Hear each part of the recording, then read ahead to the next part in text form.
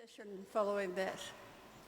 So hopefully you'll all have lots of questions and issues to raise with us. So how does this work? Right. So I want to start off with some general tips.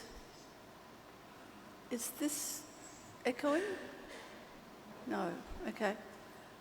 I can hear my voice twice, which is why I was wondering.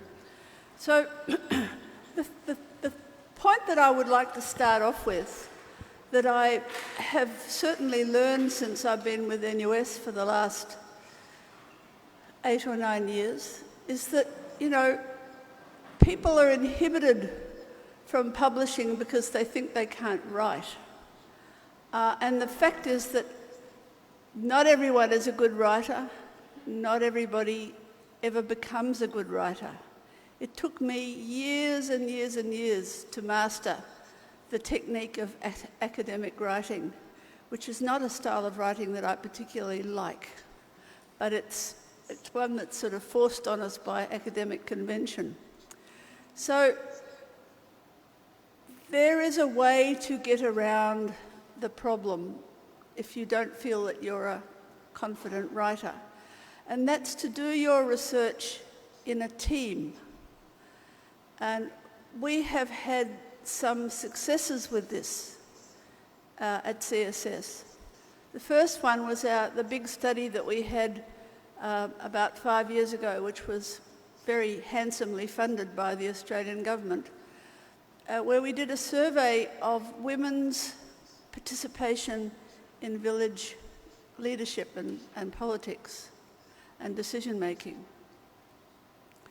And there were 7 of us on that team. It was a multi-faculty enterprise. And not everybody had to write the report or write the publications. My role on the team was to be the writer. We had other people on the team who did the data analysis. We had people on the team who did the interviews. We had people on the team who did the literature search. And then we put this all together, and then my job was basically to stick it all together at the end and write it all up, because being an old lady, I have finally mastered the art of writing after many, many years of learning how to do it.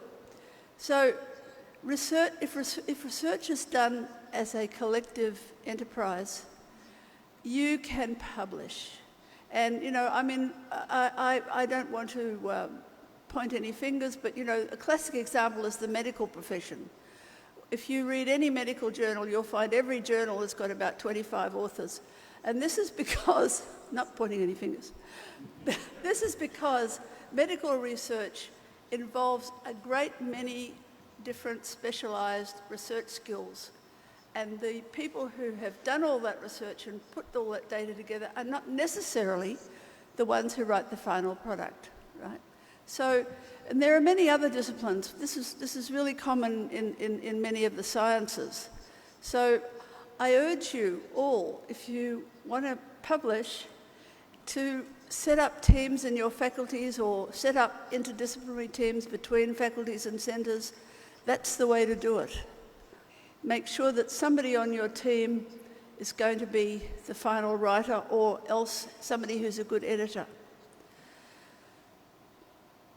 Another opportunity that many of you could take advantage of that you haven't taken advantage of is to look at your thesis. If you've written a master's thesis or a PhD thesis or even an honours thesis or a major research essay as an undergraduate, these are all potentially, if they've got new information in them, they are all potentially material for publication.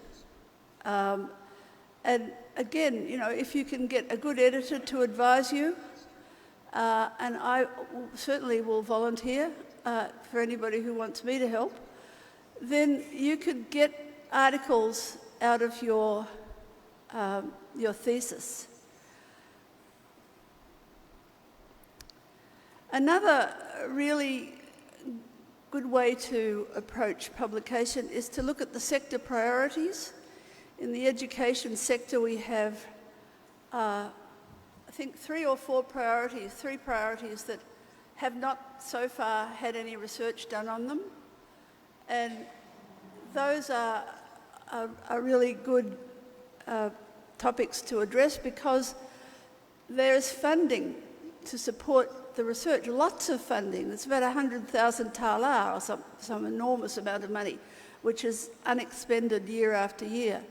So the way to approach this is to get together your team of potential researchers, brainstorm to find a really good idea, a good research question, and then figure out what your methodology is going to be and write your proposal. We have drafted a document on how to write a research proposal, which is still floating around somewhere, but will hopefully be produced before the end of this semester, which will hopefully be helpful to everybody. So this is another way that you can be sure of getting research funding if you look at what the government has actually got money for and what they want done. And I think there may be research priorities in other sectors, in the health sector, for example, where there are opportunities to do research for which there is some funding allocated. How do I do this?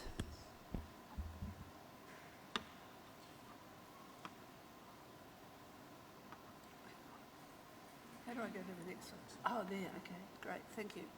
Okay, the second thing I want to talk to you about today is the Journal of Samoan Studies. The journal is open access. That means anybody can read it. It's online. You can download articles as PDFs. And it's peer reviewed. That means that every submission is sent to two people who are experts in the field who will peer review the article and tell us if it's publishable, if it needs more work, or if it's not publishable. Right? And this is an international convention in academic publication, and we follow it because our goal is for JSS to become an internationally recognised and reputable academic journal, and it is, we are working in that direction. We're still trying to figure out how to get our articles on Google Scholar, but we're mastering that process at present. The JSS will publish anything about Samoa, almost anything about Samoa, which is written as a more or less academic article. We also publish shorter communications, and these have been things like biographical sketches, oral traditions, commentary on current events, and so on. So that's another section. And we have here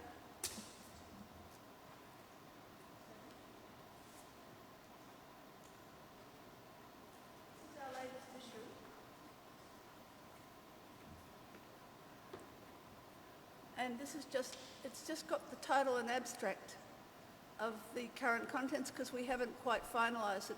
We hope to have it out in the next week or so. So, what have we got in this issue?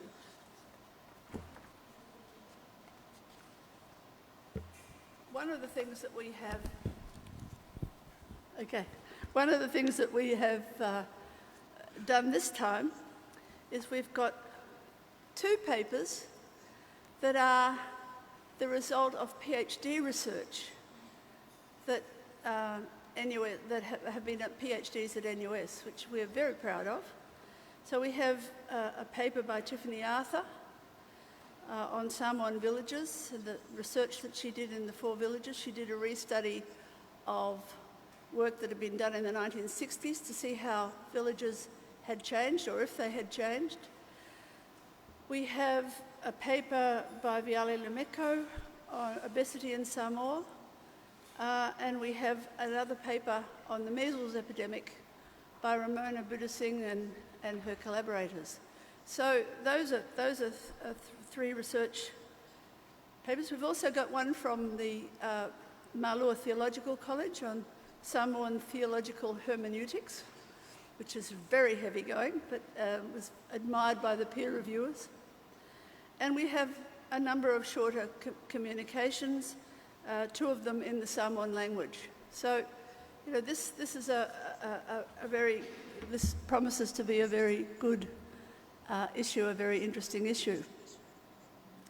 But these are the ones that we put together at the Centre for Samoan Studies, and we accept articles from people in various, who are not necessarily CSS associated. We'll accept journals, contributions from all over the world, in fact, and we've had a number. We've had two from Germany, we've had one from France, and a number from the United States. So, you know, we don't just expect the NUS to provide all our content. But what we are doing, which is a really promising new direction, is to have special issues edited by departments of faculties. So currently, Professor Sinava Ai is in the process of putting together a special issue for the Department of English and Languages, and this is following all our guidelines, our style, peer reviewing and so on. And we hope that we'll be able to do this for other faculties, because this would allow us to bring out more than one issue a year, which would be really good. And any of you who want to produce a specialised issue for your faculty, we will provide support with the peer reviewing and the editing. We have Unamoy on our staff, who's our technical editor, who's very capable and knows how to do all these things. And we have myself and Malaysia and other senior academic staff at NUS who'll be glad to help you get your work published. So, if you want to publish in the journal, we have a number of suggestions to make to you. First, and this would basically go for any journal that you want to publish in. It doesn't have to be JSS, it could be any international journal. The first one is to seek opinions and comments from your senior colleagues or your colleagues. And so that's your first step. And you can get a lot of useful inputs by sharing with, particularly if you have people who are your mentors in your department.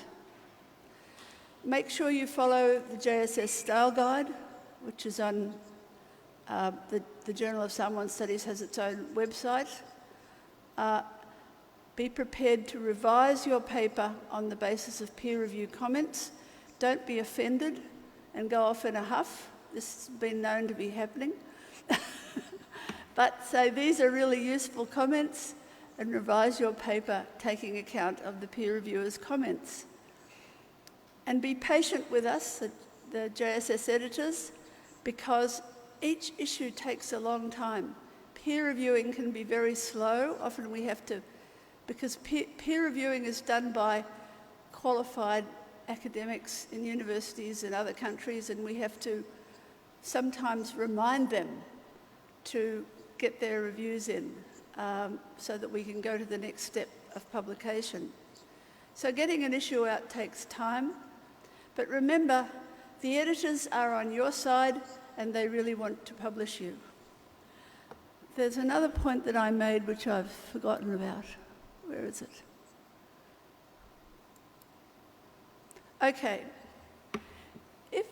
A sort of a general tip that I would like to share with you is that if you are in a particular discipline, sociology, for example, history, biology, geography, environmental studies, there are dozens of journals out there in your specialisation. So one of the things that you should do as an academic is to become really familiar with all the publications in your field of interest and expertise. because those will give you clues and ideas and suggestions about your own publications. So you need to become familiar with the style and the focus of journals in your area of discipline or expertise, and to pick up a theme that is being discussed in these journals. Recently, there has been considerable interest in violence against women, for example, and I have been somebody who's written about that, and so I get lots of people saying to me, why don't you contribute a paper to this collection because we're writing about that topic. Sometimes you can pick this up for yourself. You can read a journal and you think, oh, that's an interesting article. I have something to say about that apropos Samoa, and so I'm going to contribute to this discussion, to this dialogue in the pages of this journal. If your paper adds to the academic conversation, you're much more likely to get published. So these are just some general suggestions to make to you. So that's enough from me. What I would like to do now is to have a question and answer session. If you don't all volunteer to say something, then we'll go around the room with a microphone. So be warned.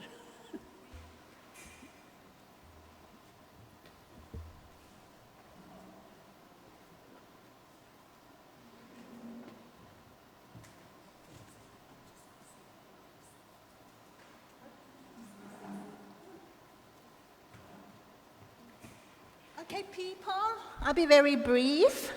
Penny has covered the important aspects, more formal aspects of publishing, and the tips of publishing, but I have a couple of things to share. I don't have a PowerPoint presentation. What I'm going to share with you is some of the obstacles towards my journey to publish. Number one, I believe the biggest challenge is the lack or absence of a mentoring program. So we need to have a mentoring program here, Ilekako University. Why am I saying this? I'm serious here. You see, I'm forced to be a mentor because my contract and my job description tells me that I should be mentoring.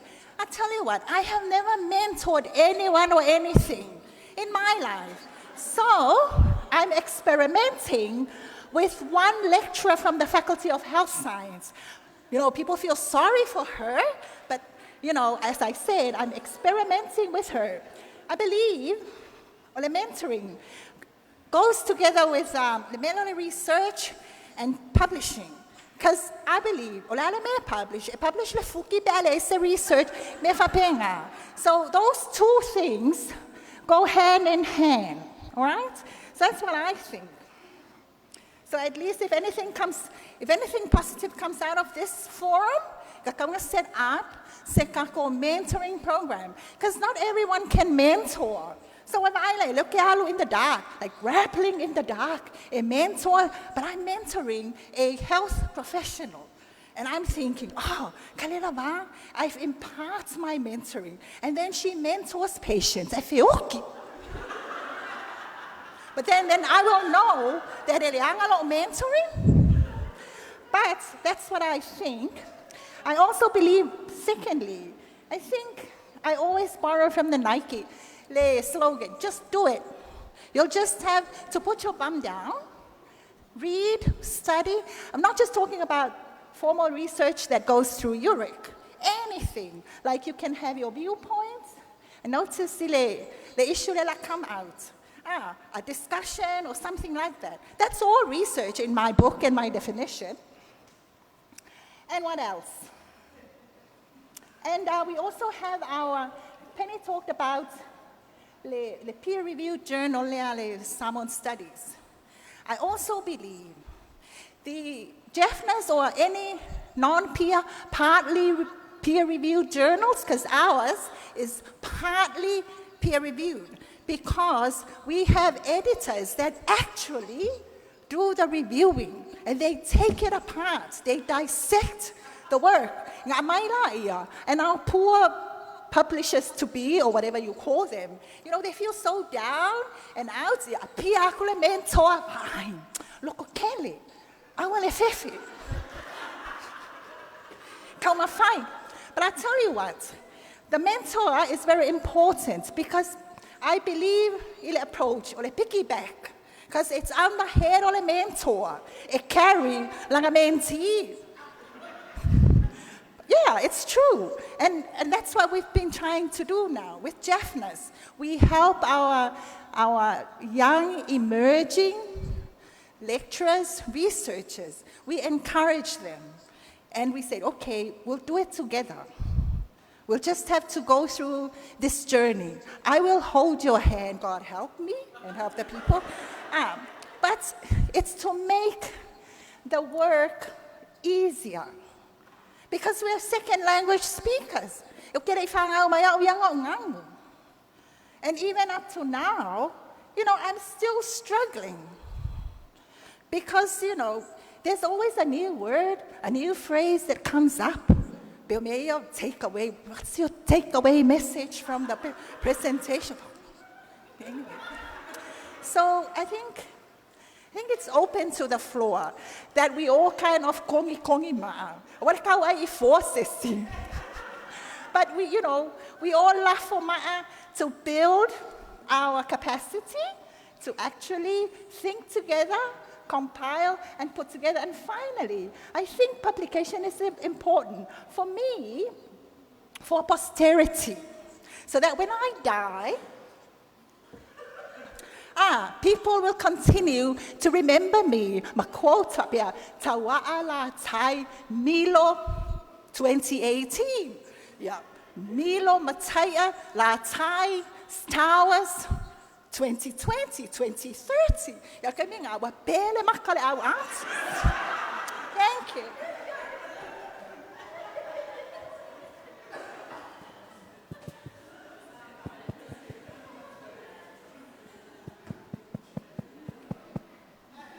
That was a dramatic performance. I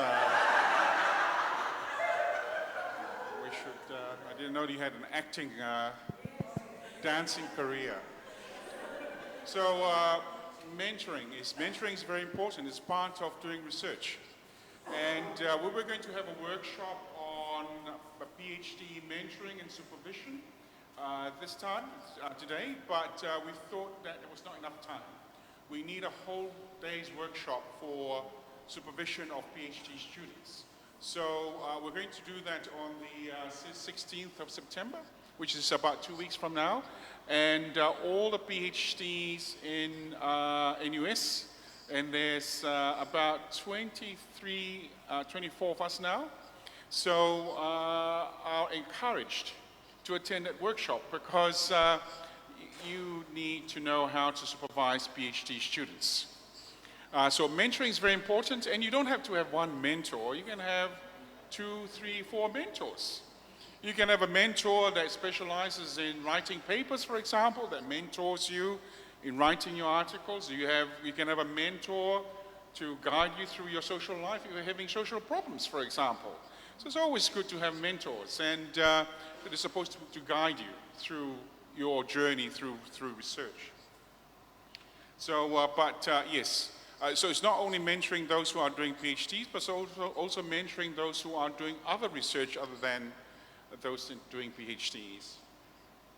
And publishing is very, very important. Some will say that it is not research until you've published. So when you're doing a research project and you didn't actually publish it, it doesn't really count as research. So it's very important to complete that research journey from starting the project from a proposal to all the way across to publication. And then even publication now is not even enough. You need to disseminate. You need to disseminate your findings. Even when you've published, you can disseminate your findings through Facebook, for example. And if it's a good policy document, you can go and knock on the minister's door and say, this is my research, and these are the answers to your problems. and please incorporate my research findings in your policy documents. So now you're using your research to actually change policy and practice. And that's the purpose of research. The purpose of research is to help others. It's a political act. But political because you're going to change policy as a result of your research findings. Okay, thank you.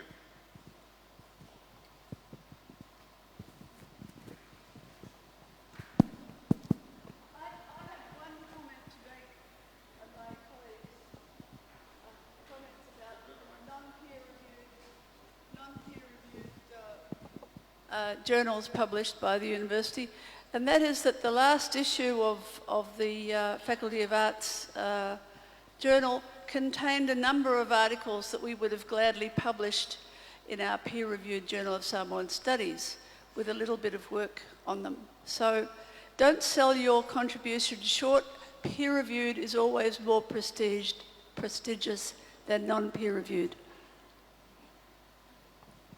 Yes, thank you, Penny. We'll take that on board. But the thing is, I noticed when you put these peer review, any journal online, you know, the number of hits is used to calculate the index of viewers. But I suppose the idea really is to put the work out there. And also our people, Malako, put a name to the work. And then, of course, our website have our faces. So you can make the correlation with name, publication, and face. I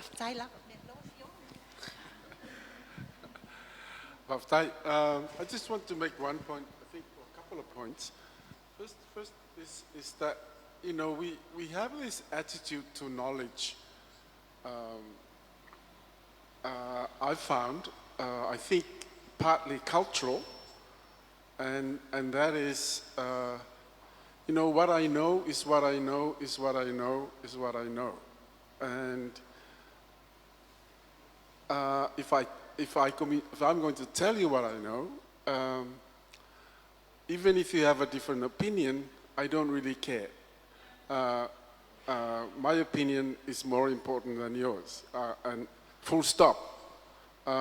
And one could understand that because knowledge is kind of commodified that way in our society in particular, but in all other societies as well. But I find that's a sort of a stumbling block that is kind of not conducive to questioning and disagreements and all that.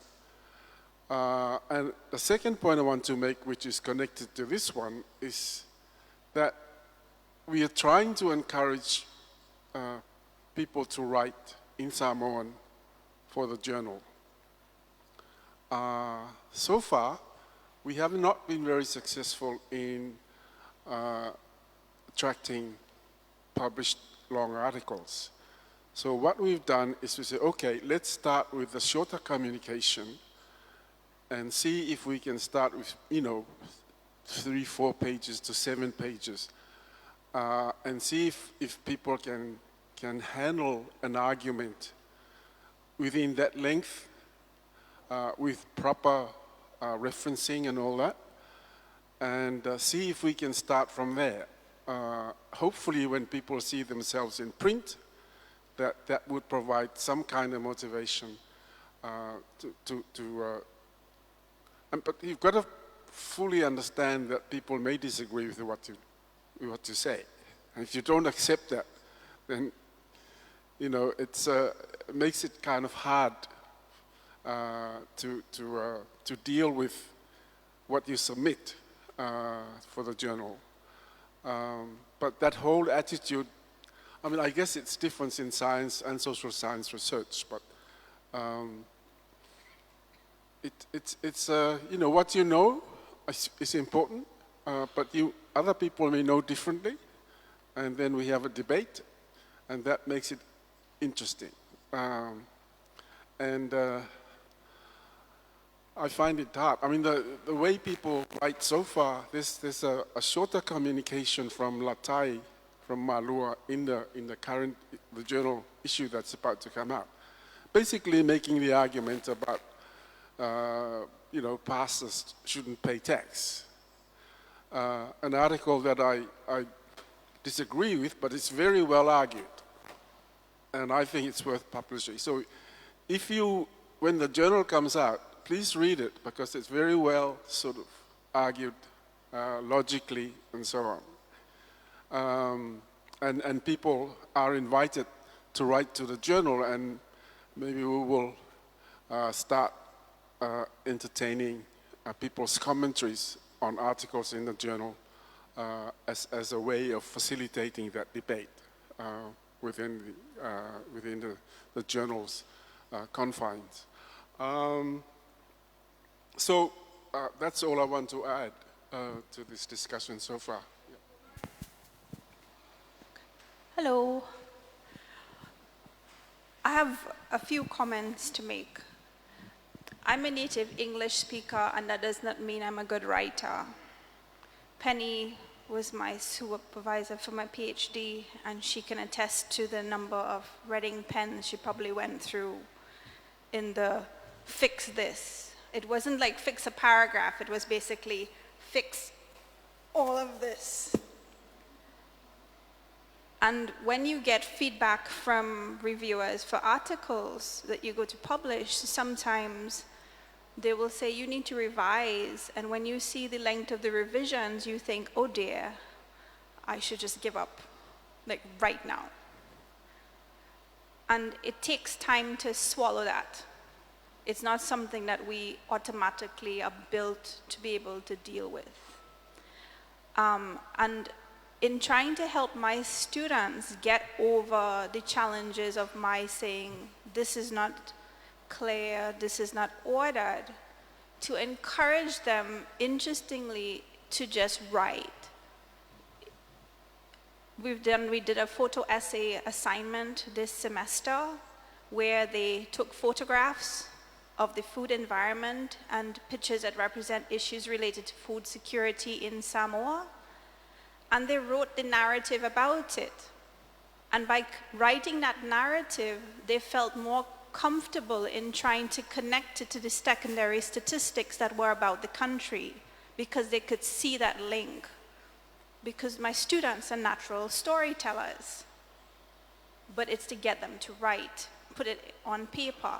And that strategy actually helped. And we submitted it as a class assignment to the Oceania Journal under they called for creative submissions. And they're going to publish it.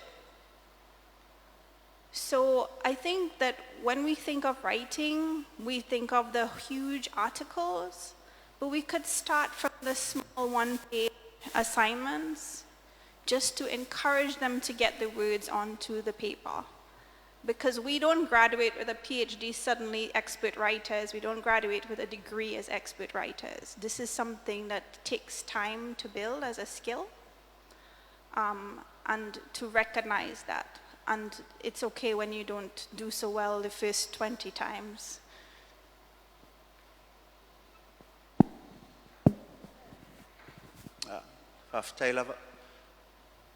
Similar to Ramona's point, last year in September, I submitted to the Journal of Pacific History, which is a pretty big move on my part. And so the article was denied with multiple corrections.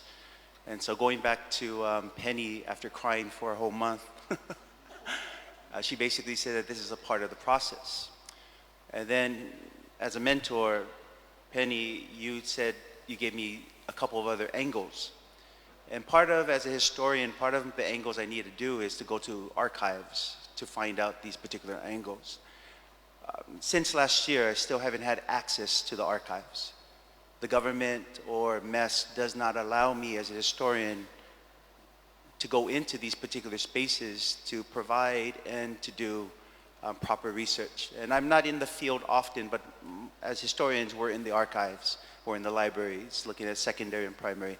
How can we go about fixing this particular problem? I think it's an issue when we don't have access to knowledge. So just that's a short question. I note that, Brian, it was discussed yesterday when we talked about the education sector review. There are a lot of roadblocks to doing research in Samoa, which have to do with getting the relevant ministries to give you access. And the Ministry of Education is particularly difficult in this regard. And I'm saying it again, even though we're on television. Sorry, Vice Chancellor. Okay, Masami. Thank you. I would like to add to what Brian said, and then I also like to thank you for Tuiroma's comment about the mentoring program. What I see the most challenging in doing the research at the university is lack of institutional encouragement to do the research. I'm sorry to say this in front of the VC, so I have to look like this. But the biggest challenge, one of the biggest challenge I have is the lack of access to journals, lack of access to latest literature, lack of access to information, written information. Us doing the research, we always wanted to have good quality literature. But for instance, development studies, field of development studies and geography, major journals, top-ranking journals, we don't have access. So what I need to do is we have to ask the friends overseas who have access to it. But I cannot ask all the time. Like last time I was writing a book chapter, I asked this person 10 articles to download. I have asked the other one the 10 articles to download. So I have another 10 articles I want to download. Who I'm supposed to ask? And then the other researchers who produce a good article, they all have those access. So that's very disadvantage. On top of that, we don't have access to Facebook, YouTube, that I see as a very good source of the current research because the university blocks it. So I have to do those things after hours using my own phone. And also the Observer. Observer provide a very good current issues, opinion from the people, but we don't have access because Observer blocks. So I have to buy the hard copy, but I cannot buy all the time. So those are the very challenging to write a good quality article that face the current issues. So what I like to ask to the university is if there is any way that a university can negotiate with those top literature or top journal publishers to reduce the subscription fees, knowing that there is a biggest gap in a knowledge production system because between the top university and resource poor university like us, if there is any way. Thank you. Would you like to comment, Iona?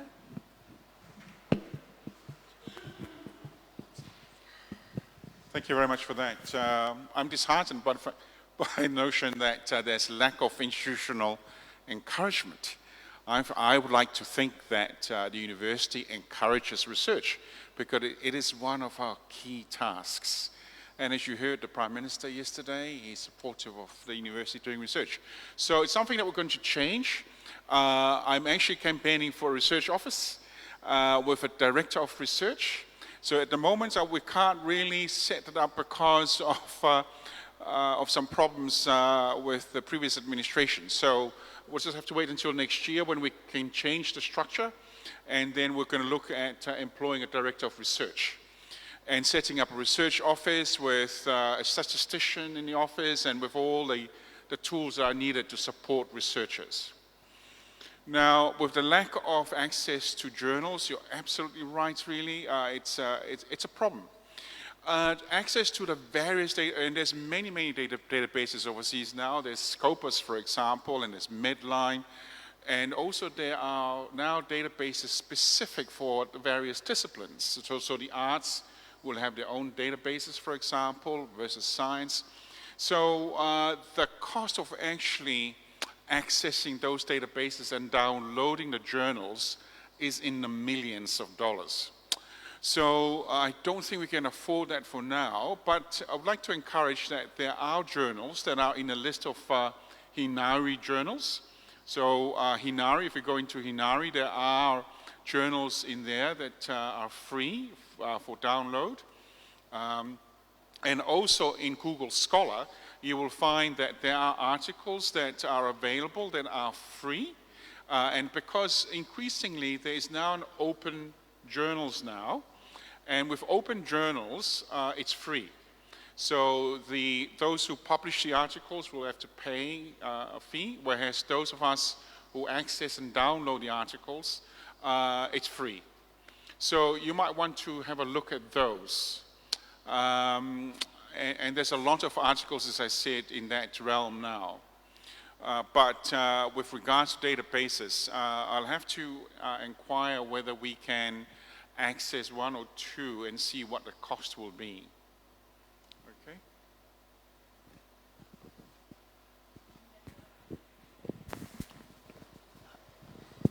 I just wanted to add to Susanna's comments on mentoring, and I think for the VC, it would be nice to also have an official mentor office for staff, and particularly counseling, not just in research and publication, but mental-wise, health-wise, because when I feel like I need someone to talk to about all the issues that are going on at work, in the workplace, I usually go to Luangalau, who's really great, and just let out some steam there. But currently, I agree with this no support for, well, currently I'm taking my PhD with CSS under Penny's supervision, and she's been wonderful. I haven't seen her for 6-7 weeks for the reason because she made some great comments, and I agree the critique and agree with what I need to do. But I'm in that process of where you write, and you look at it and you said, oh, this is all rubbish. Then you delete it, and then you write all again, and then you look at it again and you say, oh my gosh, am I coming up with this crap? So you go back and rewrite the whole thing, and that's sometimes you need that little someone to say to you in your faculty, how are you doing, Lewa? Are you okay? That's all. It doesn't take like a whole meeting in an office to try and encourage you. So I usually go to people that always ask me, o mai lau aonga, o mai lau mataup. Yeah, those are my go-to people. And I'd like to thank them for being there for me, because it's quite a mentally mental journey that you go through, ups and downs and feeling inadequate and all that kind of stuff. Also, I'd also like to raise proper recognition of research done, publication by staff. I know that if staff are producing, it reflects the faculty. So I understand that your research has been mentioned by the faculty. It's important to mention the individual who did all that hard work. Just a little pat in the back to push you even further to do it. Since being here at NUS, my background is in the arts. So I try to find a lot of things that I can produce as publication. You know, not long articles, but a book on poetry, and collaborating too with other staff in trying to write and encourage myself to move forward. So I suppose other things that have been mentioned by Brian and Masami I agree with, but I'd like to ask if NUS can come up with a mentoring space for its staff, like a professional mentor to help you counsel, specifically for NUS staff. That's just my addition for today. Whaftai lava. If I may respond to Brian, Masame, and Lewa. So Okay, I appreciate your concerns. I'm not answering on behalf of the university. I'm just sharing my experience as a yesterday mentor, the level of mentoring. But there are creative ways of accessing inaccessible information. You know, they say if the window closes, there's always the door you can kick down or you come from the roof. And I'm speaking here of networking.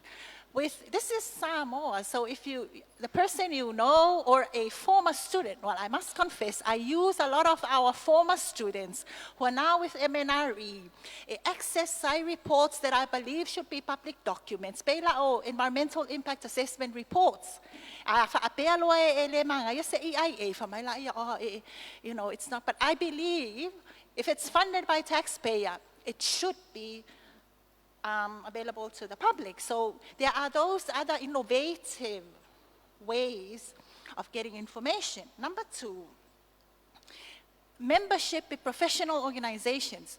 I am the self-appointed president of the Samoa chapter in the International Geographical Union. 2 years. I haven't paid our subscription because it's $500 US a year. But there are benefits of my membership. Like I can ask people peer review and access the journals. So remember I sent an email, but I need to pay my dues on behalf of the organization of geographers and social science. So wale mafainga o ask for that assistant. Unless the university steps up with $1,000 US, why will work out the membership I reach and say, so, you know, but that's another avenue. And I know a lot of us are members of the Pacific History Association, ALU. So, you know, those are other avenues there. What else? Yeah, that's all. Thank you, but yes, we do need a mentoring program, and I believe that's going to happen like in the next 48 hours.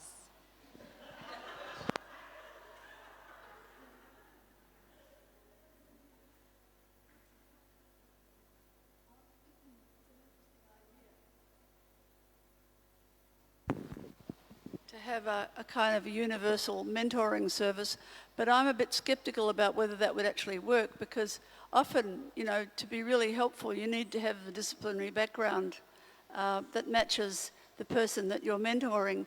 And I do feel for you, Leo, because you are our one and only artist, and I do my best, but I wish I had some more artists to help you with mentoring. But I should say that you're doing very well so far, so don't give up, don't despair. Could I just say something? Yes. Okay, thank you. I just want to go back to the idea of the mentoring. Totally, I agree with Penny. I think it's mentoring really should be happening at the faculty level. And I think this is where the professorial, if it's research, this is where the professorial staff comes in, and this is where the research committee comes in, that we need to do this, the mentoring at that level. And, you know, this one size fits all, I don't think it's, there are things, like for example, we can have workshops together for, you know, writing, and we can ask the Faculty of Arts to do that. But I really think it should be happening at the level of faculty. And of course, professors are available across the disciplines. They're not just restricted to just their faculty. So I think if we provide that mentoring, that I think should go a long way. I want to go back to something that Masami said in terms of support. I do agree that we do need more support, for example, in software and that. But I think you mentioned something about Facebook. NUS does provide Facebook, but this is open, after 4 o'clock, Sarai? Yeah, and for obvious reasons, because we have to conserve the bandwidth, but it is open. NUS does allow Facebook access. And I want to go back to what the VC just mentioned about access to journals, and that Google Scholar offers a lot, which, you know, most of the journals You know, some of the things that you have to pay when you go to the actual website of the journal are actually offered free in PDF form in Google Scholar. And also, I'm not sure whether it's the COVID, but in recent times, I find that a lot of, for example, SAGE, they've been opening up, they've been giving you time to, you know, to do free downloads. And that's several times this year I've seen some of the major journals, Springer as well, have also done that. So I think it's good to have a look and make use of those opportunities.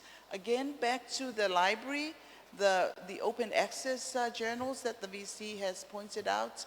And you do know that we do try, every time we get, we've given you links to all the open access repositories. I hope you people have had time to look at them so that we, you know, I mean, you're saying that there are not enough resources.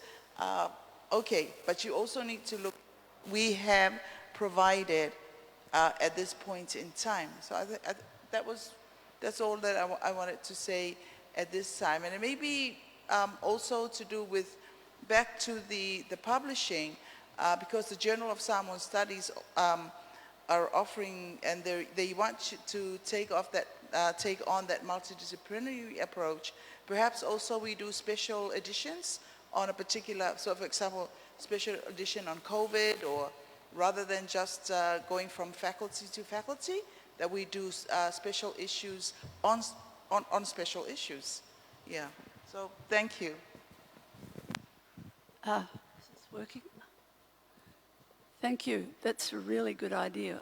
We'll try and do that. The other source is academia, which is a website you can register yourself as an academic. You can post your publications on it, and there are thousands of publications available as PDFs. So people who've published in expensive journals often post their publications on these websites. I can't remember what the other one's called. One's called Academia, and then there's another one. What is it? ResearchGate, right. So these are really valuable resources for those of us in poor, struggling, developing country universities. And I would also like to mention that Greg, our archaeologist, has created a database which has got 10,000 PDFs of published work on Samoa, and some stuff that isn't published but is archival. And that is available to all of you on your computers in your office. But don't ask me how you do that. Maybe Greg needs to do a seminar to instruct us all, but there's a huge amount of stuff there. And every time something comes across my desk about Samoa, I check to see if it's on this database, and if it isn't, I send it over. And Greg gets his research assistants to scan it and save it. So that's something we all need to know about, because it's really useful.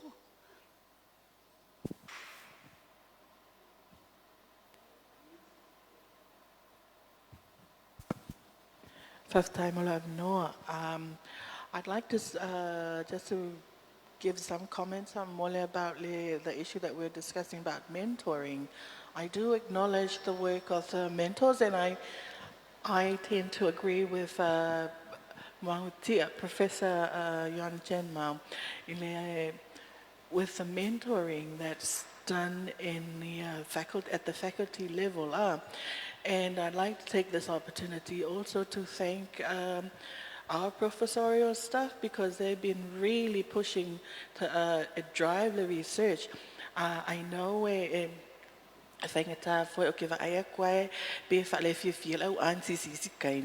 but that's our job, that's our role. The research culture within the emerging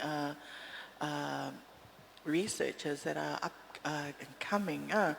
But one of the things that I found that was it really was an eye-opener for me. It's that website, the MOOC, the Commonwealth of Learning. Oh my gosh, there are because there's so much information there that you can use. And you do your networking there as well. I mean, that's how we got that Princeton course to come through, because of people that we met through the Commonwealth of Learning, and they come out to help you and send you all sorts of material to look at. Although we are in that work there already there, it's just for us to go to it and use that resource that I found. Other ones are the old supervisors, your former supervisors, your former lecturers. Before some of our MA staff that went away on PDL, as soon as they finished, what we said to them, make the connection, talk about what the next step is for you, have a plan before you leave that university. So these are your go-to people that they will come out to help you and direct you to areas that you may want to focus on or a pathway to take for the next level, which is the PhD. And I know I speak for myself and as well in my journey as historian, I mean, I had other Samoans who were before me, and of course, I'm not too sure, but the first president of the Pacific History Association with us at and we have Morgan also. With there is already some history, that you can bank on and use their success to help you with your journey as well. So, but at the end of the day, it really comes to you, your personality, tough, because academics are like that. You have to have that mental toughness to break your low career field. So those are the things, but mentoring by the professors, excellent. The Commonwealth of Learning resources, it's there for the taking. And using your old supervisors and the current professors that you are connected to, with the tough mental, well, of course it comes with a lot of heartache, but you get up and go at it again. I think you'll be all right. Maluk fala lava.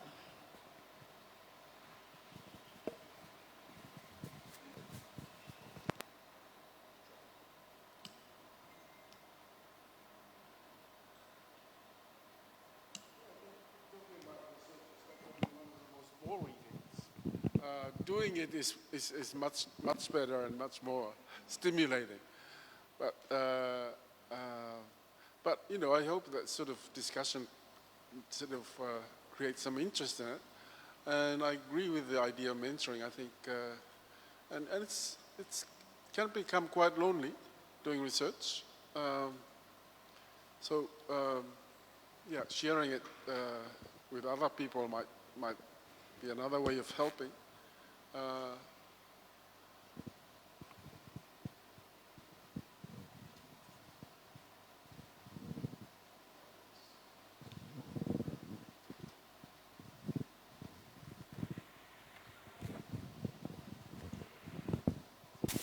Unless there's another question. Oh, yes, there's a question.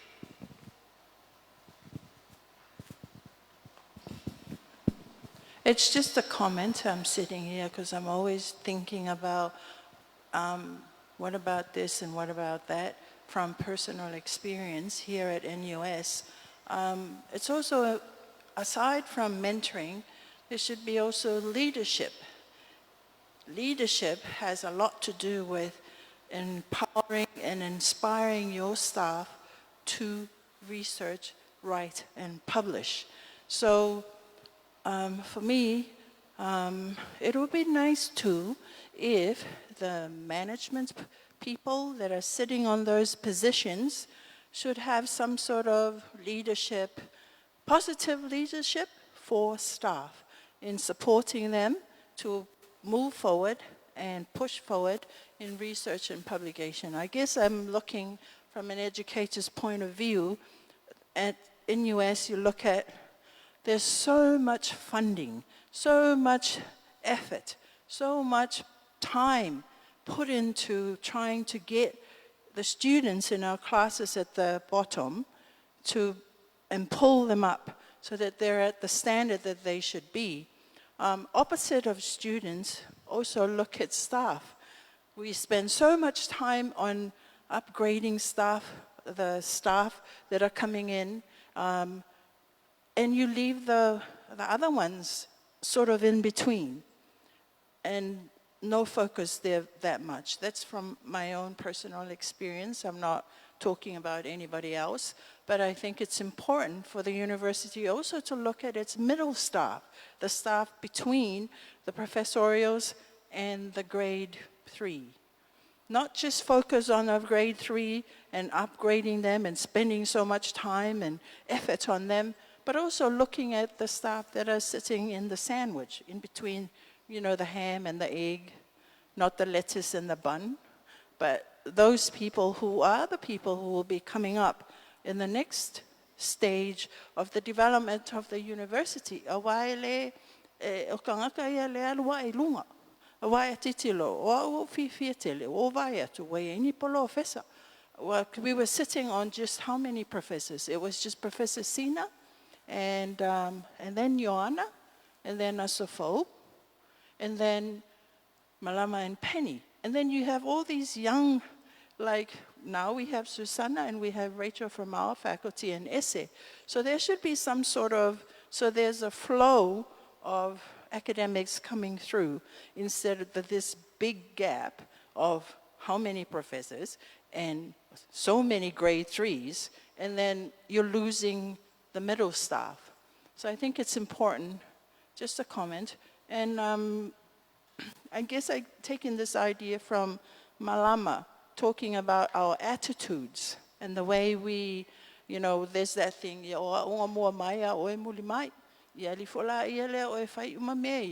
which I don't agree, because we're not in a village. We're in an academic institution. Yet the ones up here are saying, you run around, do all that, your time comes, but there's no such thing as that, because your contract is 3 years. And when I come to the panel, they're not going to say, "Whalonga mai mo mai mori mai, o whiengia publication mo whai." That's the question, and that's the answer at the end of your contract. So I'm looking at our staff, 3-2, grade 3, grade 2. There's so many of them, but they need assistance and support. But also, specifically, the ones that are in the middle, because Malama's not going to be around that long, Penny's not going to be around that long, neither are the older staff. So it's the ones that are coming up that need that background and that support from management. Well, can I make a comment there? Thank you very much for the comment. It's been taken of Thai. At the last session we had up here, we were talking about champions, research champions, someone mentioned, and Wangutia's name was mentioned. But I know that there's a lot of research champions who are most likely leaders in the various faculties. And we all know who they are. The research champion doesn't have to be the dean. The research champion can be someone else in the department. And so it's up to the champions, it's up to the leaders and the deans of those faculties to actually cultivate the staff within those faculties to make sure that they come through the rank. At the PDL committee, we're very keen to look at applications for those who want to do further studies, for personal development. Very keen to look at those. And of course, promotions to associate professors and professors have to be on merit. and those are well publicized, and what we all know about the conditions and the prerequisites for associate professorship and professorship. And I would like to encourage, and I'm sure the deans will also encourage those in their staff who actually they feel will actually meet those criterions for associate professorship. And they encourage them to apply, and of course the committee will have a look at that. So, and we value your contribution. We definitely value your contribution because the staff will make this place great. So we have lunch now, and then we have the last workshop at 1 o'clock. We want to finish on time at 3 o'clock, so you can have a longer day off today. But the last session is very, very important, so you need to attend the next workshop at 1 o'clock. Whaftai.